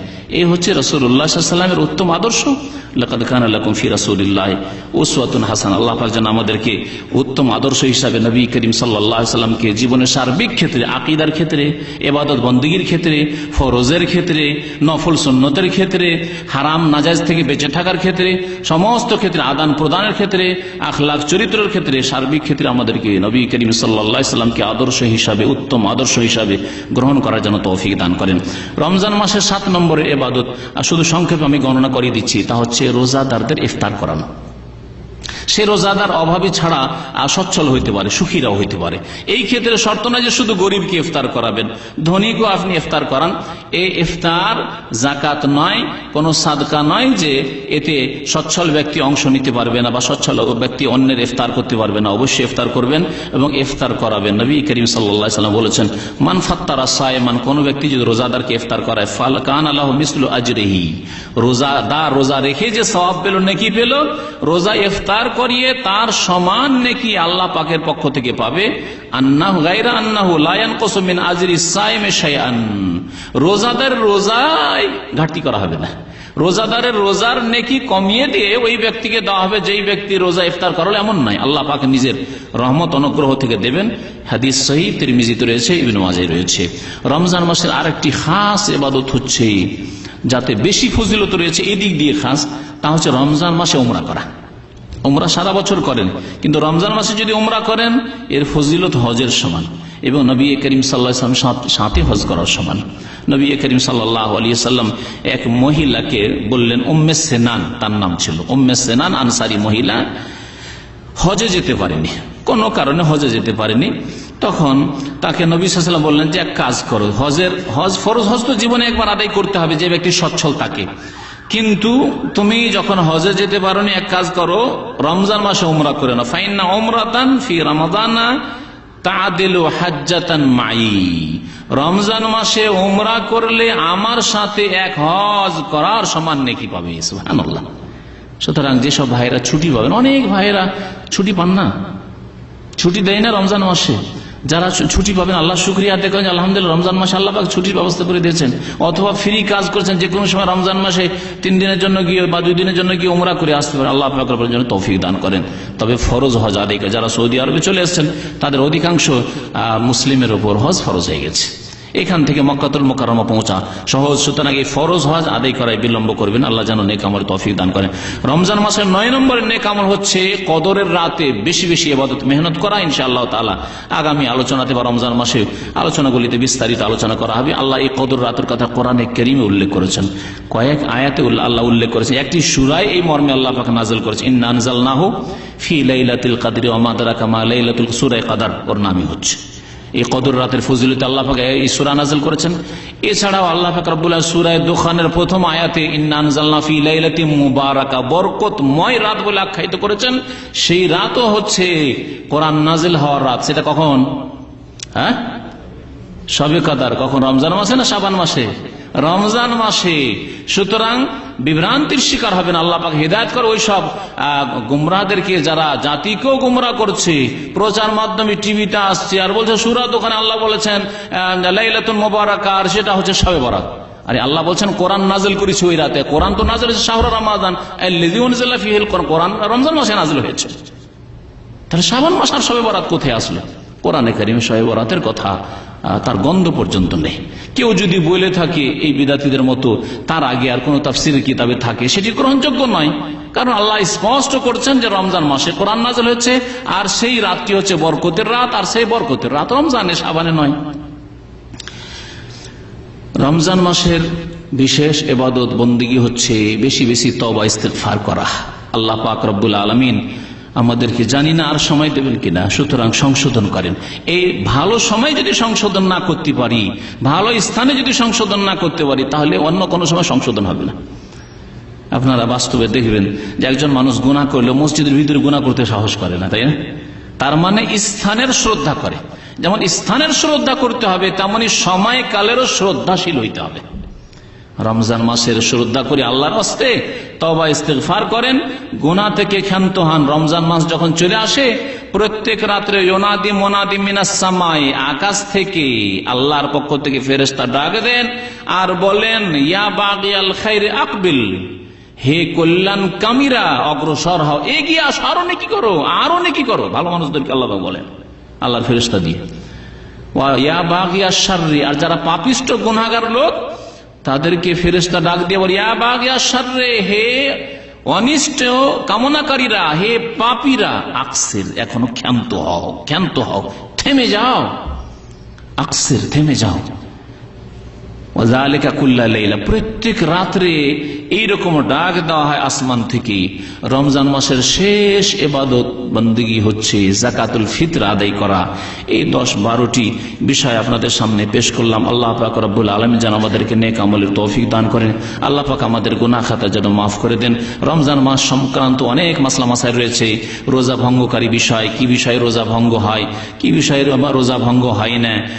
এছাড়াও রমজান মাস সংক্রান্ত অনেক সুন্নত মুস্তাহাব কাজ রয়েছে। সাহারি খেয়ে রোজা রাখা, ইফতারি করা এবং ইফতারি খেজুর দিয়ে করা, আর ইফতারির ক্ষেত্রে তাড়াতাড়ি করা, সাহারি বিলম্ব করে করা, এ সমস্ত বিষয়গুলি ইনশাআল্লাহ তাআলা সময় সুযোগ পেলে আগামীতে আপনাদের সামনে পেশ করার চেষ্টা করব। আল্লাহ পাক যেন নেক আমলের তৌফিক দান করেন। আল্লাহ পাক আমাদের গুনাহ খাতা যেন মাফ করে দেন। আল্লাহ পাক রব্বুল আলামিন রমজান মাসের ইবাদত বন্দেগী আমাদের যেন কবুল করেন। আল্লাহ আমাদের শাবানে যেন বরকত দান করেন। আল্লাহ আমাদেরকে খালেস অন্তর থেকে নির্ভেজাল নিখুঁত তওবা করার জন্য তৌফিক দান করেন। আল্লাহ আমাদেরকে যেন জান্নাতুল ফিরদাউস দান করেন। আল্লাহ আমাদেরকে জাহান্নামের আযাব থেকে যেন রক্ষা করেন। আল্লাহ আমাদের কবর আযাব থেকে যেন রক্ষা করেন। আল্লাহ পাক আমাদেরকে নেক সন্তান সন্ততি যেন দান করেন। আল্লাহ পাক আমাদেরকে যা কিছু দিয়েছেন তাতে যেন বরকত দান করেন। আল্লাহ আমাদের হালালে যেন বরকত দান করেন, আর হারাম থেকে আমাদেরকে যেন বাঁচিয়ে রাখেন। আল্লাহ আমাদেরকে মানুষের যেন মুখাপেক্ষী না করেন। আল্লাহ যেন আমাদের সমস্ত প্রয়োজন, আমাদের যত কিছু রয়েছে আল্লাহ যেন আমাদের দূর করে দেন, আর অন্যের যেন দ্বারস্থ আল্লাহ পাক যেন না করেন। যেসব ভাইয়েরা বোনেরা অসুস্থ রয়েছেন আল্লাহ তাদের পীড়া অসুস্থতা যেন দূর করে দেন। যেসব ভাইরা পেরেশানিতে রয়েছে আল্লাহ তাদের পেরেশানি যেন দূর করে দেন। যেসব ভাই বোনেরা ইন্তেকাল করেছেন মুমিন মুমিনাত, আল্লাহ তাদের রুহের মাগফিরাত করেন। আল্লাহ আমাদেরকে নেক আমলের তৌফিক দান করেন। আল্লাহ পাক আমাদের সমস্ত ইবাদত বন্দেগী যেন কবুল করেন। রব্বানা তাকাব্বাল মিন্না ইন্নাকা আনতাস সামিউল আলিম ওয়া তুব আলাইনা ইন্নাকা আনতাত তাওয়াবুর রহিম। সুবহান রাব্বিকা রাব্বিল ইজ্জাতি আম্মা ইয়াসিফুন ওয়া সালামুন আলাল মুরসালিন ওয়ালহামদুলিল্লাহি রাব্বিল আলামিন।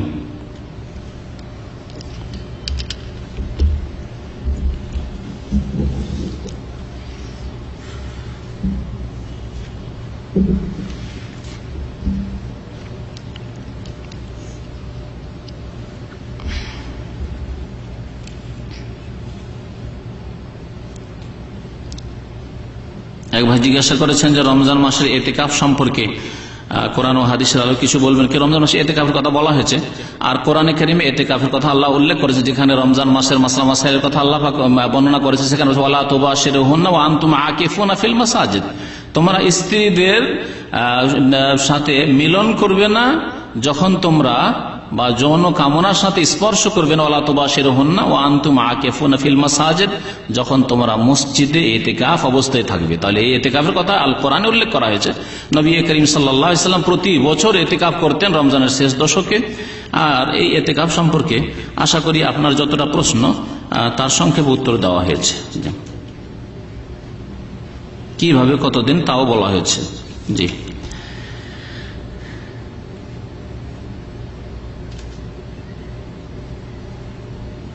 বলছেন যে শফিক ভাইয়ের আম্মা অসুস্থ, আপনার সকলের উপস্থিতির নিকট দোয়া চেয়েছেন, আল্লাহ পাক যেন শেফা দান করেন।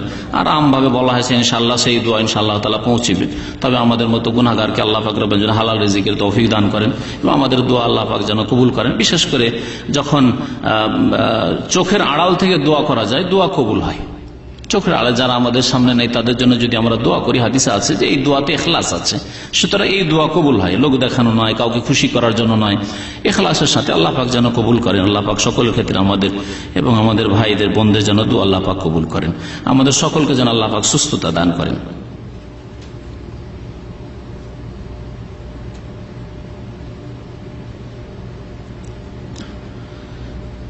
এক ভাই জিজ্ঞাসা করেছেন, আমার বাবা তার জীবনকালে পীর ভক্ত ছিল, এখন উনি মৃত, সন্তান হিসাবে ওনার কি করতে পারি যা করলে ওনার কবর আযাব মাফ হবে?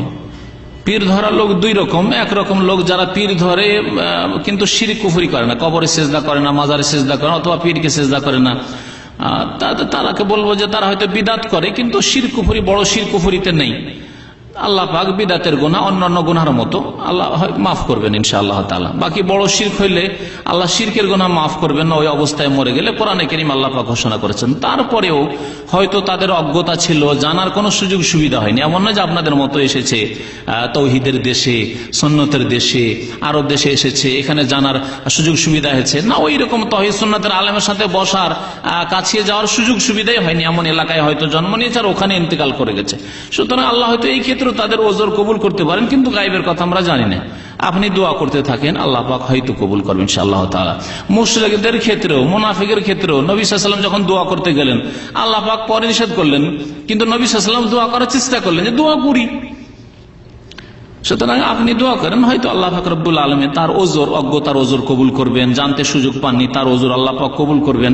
আর যদি শুধু বিদাত হয়ে থাকে, শিরক পর্যন্ত, বড় শিরক পর্যন্ত না পৌঁছে থাকে, তাহলে আল্লাহ পাক ইনশাআল্লাহ যেমন অন্য অন্য গুনাহ মানুষের মাফ করেন, আল্লাহ পাক ওই সব গুনাহ আল্লাহ মাফ করবেন ইনশাআল্লাহ তাআলা। আমার নিজের অর্থ সম্পদ নেই, আমার মাথার উপর কি হজ আছে? না, মায়ের হজ মায়ের সম্পদ দিয়ে করতে হবে। আপনার পয়সা যদি থাকে তো মায়ের উপর হজ ফরজ না, বাকি এহসান করে করিয়ে দেন। যেমন মা এহসান করেছে, বাবা এহসান করেছে, আপনি আপনার পয়সা দিয়ে এহসান করে হজ করেন, সেটা ভালো নেকির কাজ করলেন, আপনিও নেকি পাবেন, তাদেরও ফরজ হজ আদায় হবে ইনশাআল্লাহ। কিন্তু হজ ফরজ অতক্ষণ হয় না যতক্ষণ নিজের ব্যক্তি মালিকানায় বাইতুল্লাহ পর্যন্ত পৌঁছার এবং এখান থেকে ফিরে যাওয়ার সমান শক্তি না হবে, ততক্ষণ কারো উপর হজ ফরজ হবে না।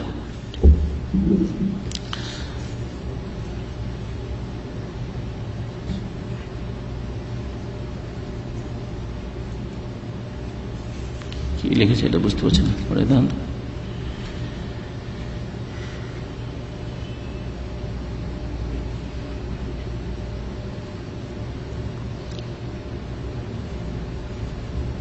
এটা কি, এটা কি লিখেছেন? এই শব্দটা কি? পুরুষ মহিলা? হ্যাঁ, ও পুরুষ মহিলার কবরে কি পার্থক্য আছে? পুরুষ মহিলার কবরে কি পার্থক্য আছে আমার তো জানা নেই কি পার্থক্য আছে। গত সপ্তাহে এক ভাই জিজ্ঞাসা করেছিলেন যে মহিলাদের কবরকে বেশি খনন করা হয় আর পুরুষের কম করা হয়, এরকম কিছু জিজ্ঞাসা করেছেন। যদি এরকম করা থাকে আমার এই সম্পর্কে কিছু জানা নেই, বরং একই রকম কবর হবে। পানি ওঠার যদি আশঙ্কা না থাকে অথবা ভুসড়ে যাওয়ার, হয়তো বালি মাটি ভুসড়ে যাওয়ার আশঙ্কা না থাকে, তাহলে বেশি গভীর করতে বলা হয়েছে কবরকে, যতটা সম্ভব হবে একটু ডিপ করবে, গভীর করবে কবরকে। জি,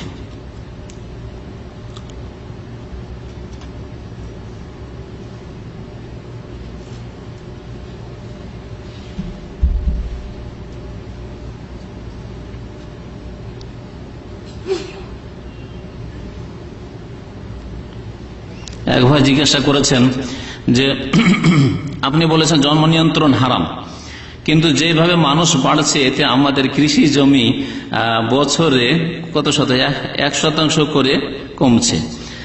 আমার প্রশ্ন, আপনি উক্ত সমস্যার কিভাবে সমাধান করবেন? আপনাদের মনে আছে আজকে থেকে 30 বছর আগে আউশ ধান হয়তো মাত্র 3 মণ বিঘা হইত, 2 মণ 2.5 মণ হয়েছে। আউশ ধান মনে আছে না? নেই কারো? আউশ ধান আমাদের অঞ্চলে ভাদই ধান বলে, রাজশাহী, মালদা, দিনাজপুরে ভাদ্র মাসে যেহেতু হয়তো ভাদই ধান বলে। তো এই আউশ ধানের বিঘাতে মাত্র 2.5-3 মণ করে হইত। আর তখন অনেকে অনাহারে থাকতো, অনেকের বাড়িতে দুপুরে খেয়েছে, রাত্রে খাবার ব্যবস্থা হয়নি। এখন ওই জমিগুলিতে এমন এমন ধান হচ্ছে যেগুলো 30 মণ 40 মণ হচ্ছে বিঘা। হচ্ছে না? হচ্ছে না? আচ্ছা, তখন মানুষের কাছে জমি যথেষ্ট জমি ছিল, যথেষ্ট জমি ছিল। আমার দাদা আমলের জমি 100 বিঘা জমি ছিল তাদের কাছে। আর এখন আমাদের কাছে 10 বিঘা জমি পাওয়া মুশকিল। এখন আমরা বেশি সুখী আছেন, আমার দাদা আমলের লোকেরা বেশি সুখী ছিল? বলেন দেখি, বলেন। তাহলে জমি দিয়ে শুধু সুখী করা যায় না, হ্যাঁ?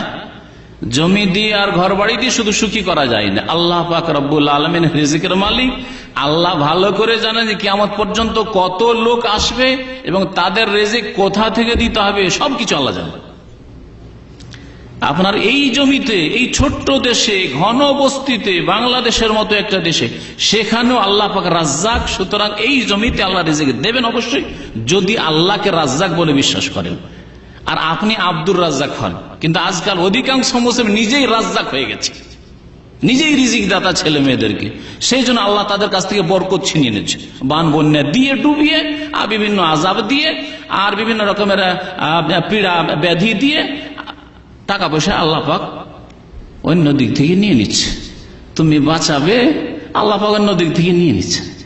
চুরি, ডাকাতি, ছিনতাই, নিরাপত্তাহীনতা, বিভিন্ন রকমের আযাব দিয়ে আল্লাহ পাক অশান্তিতে রেখেছেন মানব জাতিকে তাদের পাপের কারণে। কিন্তু আল্লাহকে সত্যিকার রাজ্জাক হিসাবে ধরেন আর আল্লাহকে বলেন, আল্লাহ তুমি হালাল রিজিক দাও, আমার ছেলে মেয়েদের রিজিকে বরকত দাও। আল্লাহ পাক যে কোথা থেকে রিজিক দেবেন, আল্লাহ বলেছেন ওমাইয়াত্তাকিল্লাহ ইয়াজআল মাখরাজা ওয়া ইয়ারযুকুহু মিন হাইসু লা ইয়াহতাসিব। তালাক নিয়ে এক মহিলা চলেছে, সূরা তালাকের আয়াত, কিন্তু আমি সূরা তালাকের তাফসীরে কথা বলেছি জুমার দিনের কিছুদিন আগেই। আল্লাহ বলছেন ওই তালাক নিয়ে চলে যাচ্ছে অসহায় মহিলা, জানি না ওর বাবা বেঁচে আছে কিনা, ওর ভাই নেবে কি নেবে না, বাড়িতে খেতে দেবে কি দেবে না, হয়তো থাকতে দেবে না। আল্লাহ ওকে বলছেন ওমাইয়াত্তাকিল্লাহ, আল্লাহকে ভয় করো, ইয়াজআল্লাহু মাখরাজা, আল্লাহ রাস্তা অবশ্যই বের করে দেবেন, ওয়া ইয়ারযুকুহু মিন হাইসু লা ইয়াহতাসিব, এমন জায়গা থেকে আল্লাহ রিজিক দেবেন যে তুমি কল্পনাও করতে পারো না। চিন্তা করতে পেরেছেন আপনি? আপনি এত ভাবনাই কেন, এত পেরেশান কেন? নিজের রাজ্জাক হয়ে না আব্দুর রাজ্জাক হওয়ার চেষ্টা করেন, হ্যাঁ? নিজের রহমান হয়েন না আব্দুর রহমান হওয়ার চেষ্টা করেন, আল্লাহর বান্দা হওয়ার চেষ্টা করেন, আল্লাহ অবশ্যই রিজিক দেবেন। আর বাস্তবে দেখতে পাচ্ছেন যার বাড়িতে যত সংখ্যায় লোক আছে তারাও তত বেশি সুখী। আর এর বাস্তব প্রমাণ যদি চান তো আমার নিজের ফ্যামিলির কথা বলছি। আমরা যখন, আমি একা, আমার মনে পড়েছে আমরা 3-4 ভাই হয়েছি, 9 ভাইয়ের জন্ম, আমরা 9 ভাই, 9 ভাইয়ের জন্মই হয়নি তখন, মাত্র 2-3 ভাই ছিলাম। আমি যেহেতু বড়, মনে পড়ছে খুব অভাব ছিল আমার আব্বার। একাই আব্বা উপার্জন করে, অনেক সময় অভাবের মধ্যে কেটেছে, অভাবের মধ্যে কেটেছে। কিন্তু যেই আমরা 9 ভাই হইলাম আর বাপ মা 2-11, কখনো আর অভাব হয়নি। যত সংখ্যা বেড়েছে আর কখনো অভাব হয়নি। এই জন্য এই চিন্তা যার সত্যি আল্লাহর ভরসা আছে সে কখনো করবে না যে আমার বাড়িতে এত মেম্বার বেড়ে গেলে কোথা থেকে খেতে পাবো, দেশে এত লোক বেড়ে গেলে কোথা থেকে খাবার জুটবে, এই কথা কখনো চিন্তা করবে না। রিজিক দাতা আল্লাহ। অফিস সামাই রিজকুকুম, আল্লাহ বলছে আসমান আছে না, আপনার বাড়িতে আছে, আপনার জমিতে আছে, ওই বিঘার জমিতে আছে না, অফিস সামাই রিজকুকুম, রিজিক আকাশে আছে। অমা তুআদুনা, যা কিছু আল্লাহ ওয়াদা করেছেন যে আইন্নী আনা রাজ্জাক, আল্লাহ উপর থেকে নামাবে না। আজকে আরব দেশে আজকের আগে কত খালি জমি পড়েছিল, দামাম শহর, 80 বছর আগে দামাম শহরই ছিল না। সেই কালে মানুষ খেতে পেত না, কোথায় দৌড় দিয়ে যেত, এখানে থাকতো যারা মাছ মারার লোক, হ্যাঁ, মাছ শিকার করার লোক, আর না হইলে ওই মণি মুক্তা তলাশ করতো, লুল্লু, এরকম কিছু লোক বাহরাইনে এগুলোতে থাকতো। এখানে কেউ আসতো না। প্রথম এই হাইয়ুদ দাওয়াসেরটা ছিল, এই দাওয়াসের, ওই ওয়াদি দাওয়াসের থেকে এসে প্রথম এই মহল্লা ছাড়ার কিছু ছিল না দাম্মামের। তারপরে খেতে পেত না, অনাহারি ছিল। বাড়িগুলো দেখছেন, এই দিয়ে ঘুরেন আর একটু ভালো করে দেখেন, ভালো করে দেখেন যে কি বাড়ি ছিল এগুলোতে, বাস করার মতো বাড়ি, সেই বাড়িগুলো ছিল। আর আজকে এত লোক হয়েছে, আর এত দাম্মাম আর রিয়াজের একদিক থেকে আরেক দিকে 100 কিলোমিটার হয়ে গেছে, 100 কিলোমিটার এপার থেকে ওপার রিয়াজ। তারপরে অভাব নেই, কোথা থেকে আল্লাহ দিচ্ছেন? লোক সংখ্যা তো বেড়ে গেছে, অনেক বেড়ে গেছে লোক সংখ্যা, তারপর অভাব নেই। বলবেন যে পেট্রোল এসছে, যে আল্লাহ এখানে পেট্রোল দিতে পারে বাংলাদেশে দিতে পারেন না? হ্যাঁ, দিতে পারেন না? বাংলাদেশে গ্যাস দিতে পারেন না? দেবেন আল্লাহ, আল্লাহর দিনের দিকে ফিরে আসতে হবে। বহু রাস্তা আছে রিজিকের, আল্লাহ পাক সেই রাস্তাগুলি খুলে দেবেন, কিন্তু আমরা সেই রাস্তাগুলি আমাদের পাপ দিয়ে বন্ধ করে দিচ্ছি। হারাম কাজ করে, অন্যায় করে, জুলম অত্যাচার করে সেই রিজিকের রাস্তা আমরাই বন্ধ করে দিচ্ছি। নবী করিম সাল্লাল্লাহু আলাইহি ওয়াসাল্লাম বলেছেন যে মানুষ হারাম কাজ করলে রিজিকের রাস্তা বন্ধ হয়ে যায়। ইন্নাল আবদা লা ইহরামু রিজক, বান্দা রিজিক থেকে মাহরুম, বঞ্চিত হয়ে যায় বেজামবিন আসাবাহু, তার পাপের কারণে। আপনি এই পাপ না করতেন, অন্যায় না করতেন, আল্লাহ রাস্তা বন্ধ করতেন। যেমন ছেলে বন্ধ করলেন যে না নেব না, 10 বছর গ্যাপ দিয়ে দুটো ছেলে নেব, আল্লাহ রিজিকের রাস্তা এই পাপের কারণে বন্ধ করে দিন আপনার বাড়িতে। না হলে যদি আপনি খোলা রাখতেন, আল্লাহ পাকের রিজিকের রাস্তা খোলা রাখতেন। সমস্ত ক্ষেত্রে লাগান এই বিষয়টি, এই হাদিসটিকে। এই হাদিস মাঝে মাঝে আমাকে আমার ইমান তাজা করে, আলহামদুলিল্লাহ, যে পাপ থেকে বেঁচে থাকেন আল্লাহ পাক রিজিক দেবেন আপনাকে। পাপ থেকে বেঁচে থাকেন আল্লাহ পাক রিজিক দেবেন। কথা বুঝতে পেরেছেন? তো সব কথা আমার আলোচনাতে বলা যায় না। আমার জীবনে এমন একটা যুগ ছিল, যে যুগে আমার পকেটের পয়সার ব্যবস্থা হইতো না। যখন আমি একা ছিলাম, 2 জন হইলাম, আল্লাহ আরো রাস্তা খুললো। 3 জন হইলাম, আরো রাস্তা খুললো। 4 জন হইলাম, আরো রাস্তা খুললো। কম হয়নি, বাড়তি আছে, সংখ্যাও বাড়তে আছে, আবার আল্লাহর রিজিকও বাড়তে আছে। কোথা থেকে? আমি অন্যের কেন যাবো? আমার বাস্তব জীবনে আমি দেখতে পাচ্ছি প্রত্যেকে আল্লাহ দেবে না। নিজে চিন্তা করে দেখুন। তো আল্লাহ যেন বুঝার তৌফিক দান করেন, আমল করার তৌফিক দান করেন। আর জন্ম নিয়ন্ত্রণের বিষয়ে আমার বক্তব্য আছে, শুনবেন ওই সম্পর্কে, এবং আল্লাহর উপর ভরসা করবেন। আল্লাহ পাক যেন আমাদেরকে তার উপর ভরসা করার তৌফিক দান করেন। নিজের নফসের উপর ভরসা করবেন না, নিজের উপর ভরসা করবেন না। জি, কি বলেন? হ্যাঁ,